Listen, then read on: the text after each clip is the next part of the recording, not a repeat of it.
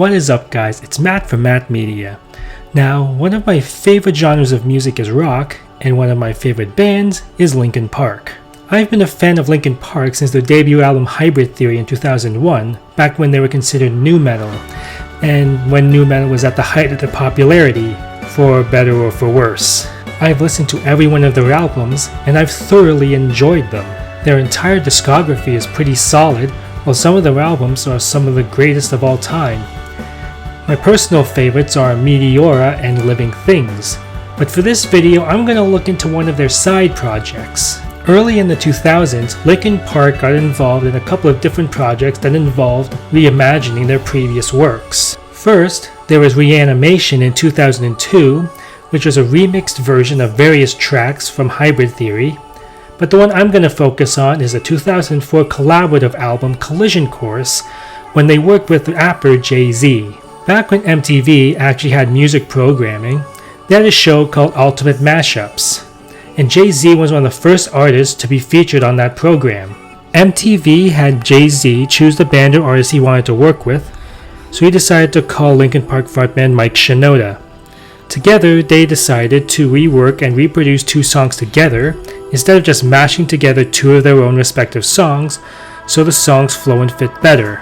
Shinoda explained that, "Jay and I realized it's better to re-perform the rap vocals if you're gonna do it to a new beat, because the vibe changes and you have to deliver your verse a little differently."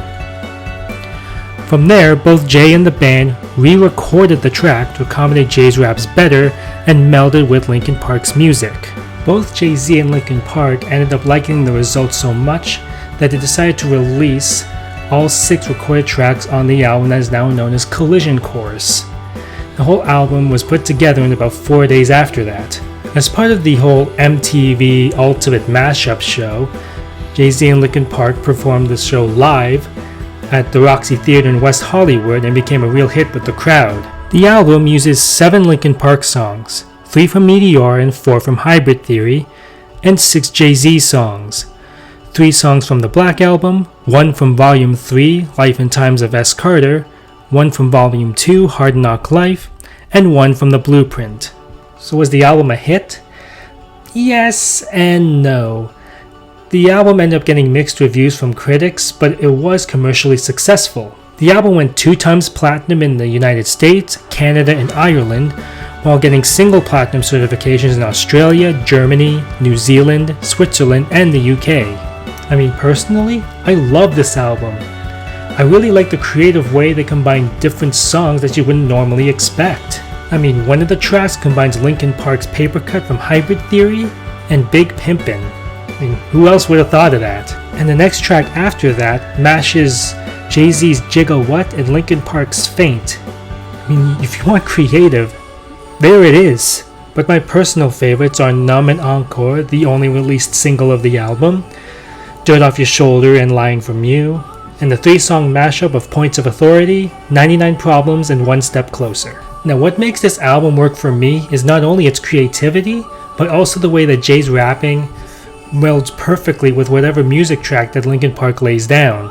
All the rap parts that Jay-Z and Mike do for 99 Problems flow together with Points of Authority's instrumentals in such a great way, it makes it seem like it's an original song on its own and not just a mashup. And surprising as it may sound, those odder sounding combinations I mentioned earlier, Big Pimpin' and Paper Cut and Jigga What and Faint, were actually really solid. And both these tracks meld together just as well as anything else on the album. Now, as far as I know, the Jay-Z and Linkin Park project was the only one that MTV's Ultimate Mashups ever did. I couldn't really find any other ones, so the album is also unique in that way, having that little Ultimate Mashups logo right in the corner there of the cover. Now, Linkin Park may not hit the highs that they did in the Meteora or Hybrid Theory era, especially without lead vocalist Chester Bennington, who died of suicide in 2017.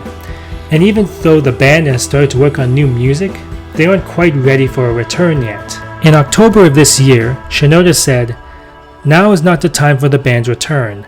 We don't have the focus on it. We don't have the math worked out." And I mean that like emotional and creative math. So who knows if we'll ever see Linkin Park again. And if we do, would it be the same without Chester? But If you're a Linkin Park fan like me, I know you have a certain era of the band that you enjoy more than others, and will always have those moments of the band to cherish and enjoy, regardless of the future of the band. Well, that's all that I have for now. Did you check out Collision Course? What did you think of it? Leave your thoughts in the comments below. Also, don't forget to put a like on the video and subscribe to my channel, and I hope you all have a great day, and I'll see you later.